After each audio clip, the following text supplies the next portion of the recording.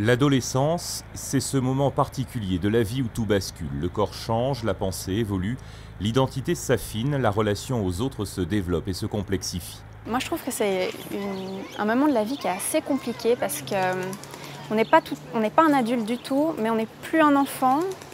Il y a plein de choses qui bougent dans le corps, qui bougent dans la vie, qui bougent avec les parents, ou alors des choses qui ne bougent pas et qui nous frustrent.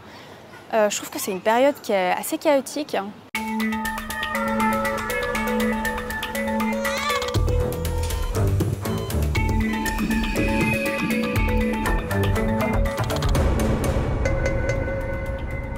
À l'adolescence, des besoins de santé spécifiques apparaissent pour cette catégorie d'âge. Au HUG, plusieurs structures prennent en charge les adolescents. Parmi celles-ci, l'unité santé jeune, une consultation spécialisée qui permet de faciliter l'accès aux soins de ces jeunes adultes, et notamment ceux qui ont du mal à s'orienter dans le système de santé. On a un certain nombre de jeunes qui viennent consulter parce qu'ils n'ont plus de médecin traitant, c'est-à-dire qu'ils ont eu un pédiatre chez qui ils ne souhaitent pas retourner parce qu'ils se trouvent trop vieux, et puis ils n'ont pas encore un médecin à eux. Quelquefois, on voit des jeunes qui sont adressés par leurs parents chez leur propre médecin et puis qui ensuite vont venir ici en disant « Ah, mais je ne veux pas avoir le même médecin que mes parents parce que j'ai quelque chose de délicat dont je ne veux pas parler à mes parents, dont je veux vous parler. » C'est le cas par exemple des jeunes filles qui viennent chercher une contraception et qui ne veulent pas forcément parler à leurs parents, ou des jeunes qui ont des problèmes justement liés à la famille, des parents malades ou des difficultés relationnelles avec leurs parents. Rattachée au service de pédiatrie générale du département de l'enfant et de l'adolescent, l'unité santé jeune est un service de médecine de premier recours spécifique pour les 12-25 ans. C'est une unité multidisciplinaire qui travaille en réseau avec les services de santé scolaire, les services de protection de la jeunesse, les éducateurs en foyer ou encore les médecins traitants. Elle offre aux adolescents, qui peuvent également venir par eux-mêmes ou envoyés par leurs parents, une approche globale de la santé au travers de consultations nombreuses et variées. On a un certain nombre de groupes de consultation ou de motifs de consultation qu'on peut grouper sous différentes catégories. Bon, il y a toutes les questions autour du poids, des problèmes alimentaires, que ce soit l'excès de poids ou bien l'anorexie ou des problèmes avec l'insuffisance pondérale. On a toutes les questions autour des prises de risque, de l'abus de substances, de l'utilisation du cannabis. Là, c'est peut-être souvent les parents d'ailleurs qui posent ces questions ou qui accompagnent leur adolescent pour ces problèmes-là. On a aussi toutes les questions autour des maladies chroniques, des maladies physiques, où l'adolescence représente un moment particulier à cause du développement et des changements que ça implique pour ces jeunes qui ont une maladie chronique quelquefois depuis l'enfance. Et puis, il y a aussi toutes les questions autour de la sexualité, puisque une des caractéristiques de la puberté, c'est de faire surgir justement ces comportements sexuels d'adultes ou ces perceptions autour de la sexualité. Et donc, on a dans l'équipe des gynécologues qui voient beaucoup de jeunes. Et nous, les médecins, que ce soit des généralistes ou pédiatres, on aborde souvent ces questions-là. Autre domaine où la santé des adolescents peut être préoccupante, le mal-être, le spleen de ces adultes en devenir, combinaison complexe de ressentis, de doutes, d'incertitudes et de relations difficiles à l'autre dont les conséquences sont parfois dramatiques. À l'âge de 16 ans, Angelina a fait une tentative de suicide. Je me rappelle que c'était un après-midi, que j'avais eu une énorme dispute avec ma mère et que j'avais senti que là, enfin, je sais pas comment vous dire, c'était la xème fois que ça se passait et il n'y avait toujours pas de façon de s'en sortir. J'avais personne vers qui me tourner, qui avait une porte qui pouvait s'ouvrir.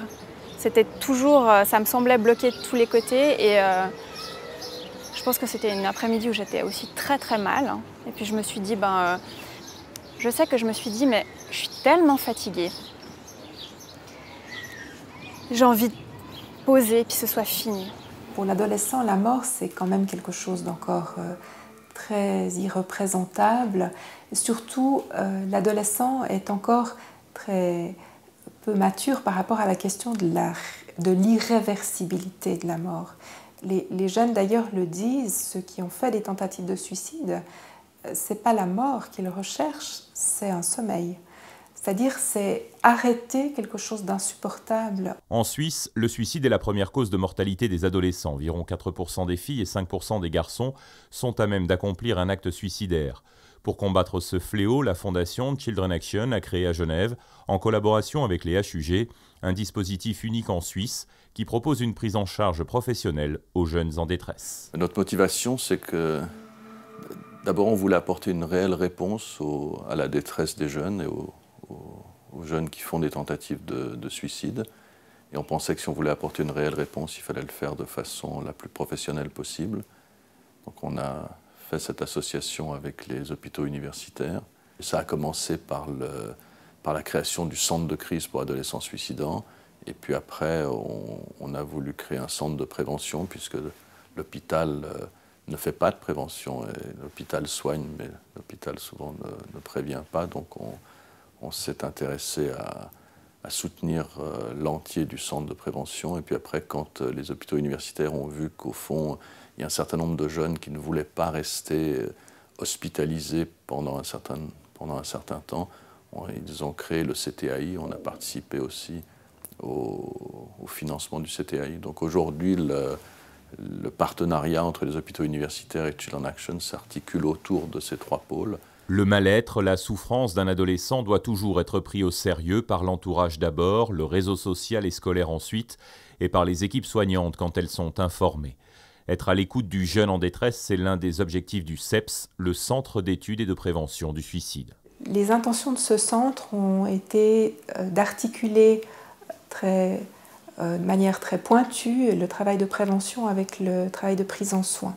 Donc c'est vrai que la richesse de ce centre est de se situer au sein d'une structure de soins, avec un très large spectre de prévention, c'est-à-dire se sont développés des projets de prévention à l'attention du public très large et un travail de prévention beaucoup plus proche des jeunes en difficulté et de leur environnement, c'est-à-dire un centre qui peut répondre aux interpellations émanant soit des familles, soit des proches, que ce soit des professionnels ou des amis des jeunes en difficulté, ou soit à l'attention des jeunes eux-mêmes qui interpellent de différentes manières.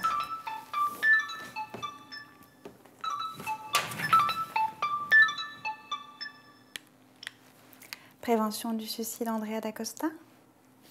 L'équipe du CEPS est composée de 3 psychologues qui, en particulier, reçoivent les appels téléphoniques et répondent donc aux demandes qui sont faites soit de la part des jeunes, soit du réseau des jeunes. Elles sont aussi amenées à répondre aux appels, aux interpellations par email, donc sur la ligne www.preventionsuicide.ch, qui est une ligne Internet qui est spécifique au CEPS. Et il y a aussi toute une autre part d'activité qui est une répondance à des messages que des jeunes adressent au site Ciao, qui est un site à l'attention des adolescents qui peuvent poser toutes sortes de questions, pas seulement spécifiques au suicide, et celles qui sont relatives au mal-être et au suicide nous sont imparties, c'est-à-dire que nous sommes amenés à répondre de manière spécifique à ces questions. Autre mission du CEPS, évaluer et orienter le jeune en difficulté vers une prise en soins adaptée à sa situation. Situé dans le même bâtiment que le CEPS, le CTAI, le Centre de traitement ambulatoire intensif, accueille des adolescents en crise qui présentent des idées suicidaires ou qui ont déjà fait une tentative de suicide. Ce qu'il y a fréquemment, c'est un mouvement de banalisation après la tentative de suicide. Et cette banalisation d'ailleurs est présente chez le jeune, mais aussi dans son environnement, après le soulagement de voir que dans le fond, ça n'a pas conduit à la mort. On est tenté de dire ça ne va pas se reproduire et ça va s'arrêter. Or, une tentative de suicide est un facteur hautement prédisposant pour des récidives. Donc à ce moment-là, ce qui est très important, c'est de permettre aux jeunes d'élaborer ce qui a conduit à cet acte. Et parmi les éléments très importants proposés dans cette élaboration, il y a les entretiens très proches, c'est-à-dire qu'on doit intervenir très vite après l'acte, le passage à l'acte suicidaire. et si possible dans des conditions d'isolement, c'est-à-dire où on propose aux jeunes une hospitalisation qui va permettre des entretiens intensifs sur un temps court pour permettre d'élaborer ce qui s'est passé. Alors le fait d'être sorti du contexte familial, du contexte de la vie de tous les jours, ça c'est très important. On est dans une espèce de bulle, on sait ce qui se passe en dehors, mais on sait aussi qu'on est là pour nous, pour se concentrer sur nous, sur ce qui nous arrive. Ça c'est vraiment important. Et puis savoir qu'avec nous, ça c'est vraiment ce qui est important, c'est avec, que les psychiatres, les infirmiers sont là pour travailler avec nous sur ce qui ne va pas, qu'ils ne vont pas le faire à notre place, qu'ils ne peuvent pas le faire pour nous, que c'est notre démarche à nous, que jamais ils vont dire il faudrait ça, ça, ça.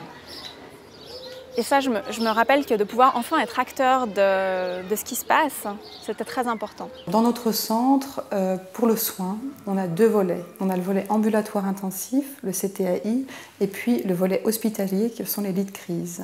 Et puis c'est un suivi avec un médecin et un infirmier qui va suivre tous les entretiens. Donc il y aura des entretiens individuels tous les jours en hospitalier et environ 1 fois par semaine en ambulatoire.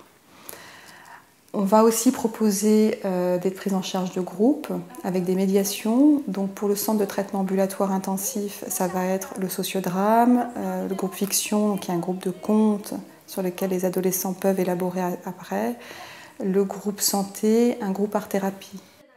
Makam était un jeune homme, au cœur bon, à l'esprit rêveur, à la beauté simple.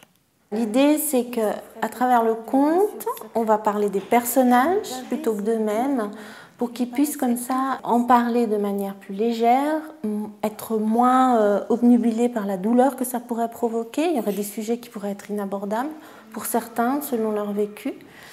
Et puis pouvoir aussi entendre ce que les autres dans le groupe peuvent amener de différent que ce que eux ils ont gardé comme stratégie par rapport à ces sujets-là.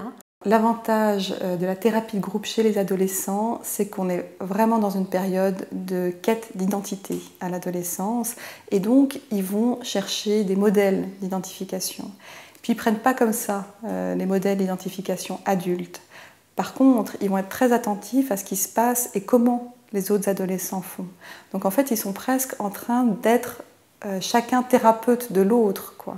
C'est-à-dire que chacun va nommer ses difficultés, ses impasses, mais un petit peu ses solutions, ses ressources. Et puis ça, c'est en soi thérapeutique pour un adolescent de pouvoir s'identifier beaucoup plus facilement au père, P-A-I-R-S. Donc il y a ce côté en soi thérapeutique du groupe et rassurant. C'est-à-dire qu'on n'est pas tout seul. Et puis c'est plus rassurant aussi de regarder en quoi on est unique et en quoi on n'est pas si différent que ça du voisin. Pour Angelina, le passage par l'unité de crise pour adolescents a été bénéfique. Je pense que j'ai acquis beaucoup de choses, j'ai appris à travailler sur moi, j'ai appris à travailler avec ce qui m'arrivait dans la vie. Finalement, on peut avancer dans des choses qui sont dures, être un peu plus fort parce que, en étant passé par tout ça, une chose que je vois vraiment, c'est que j'ai acquis des choses que d'autres personnes de mon âge n'ont pas forcément. Que soi-même, on peut s'en sortir, qu'on peut aussi demander un petit coup de pouce de temps en temps. Et qu'il y a quelque chose après, qu'il n'y a pas... c'est pas un vide, il n'y a rien qui est définitif en fait. La dernière minute de cette émission Pulsation TV maintenant avec le nouveau magazine des Hugues Pulsation, nouveau look et nouvelle maquette, disponible dans tous les lieux de soins des Hugues. Les Hugues, ce sont aussi un site internet et des pages pour Facebook et Twitter, et une chaîne dédiée sur YouTube et Dailymotion.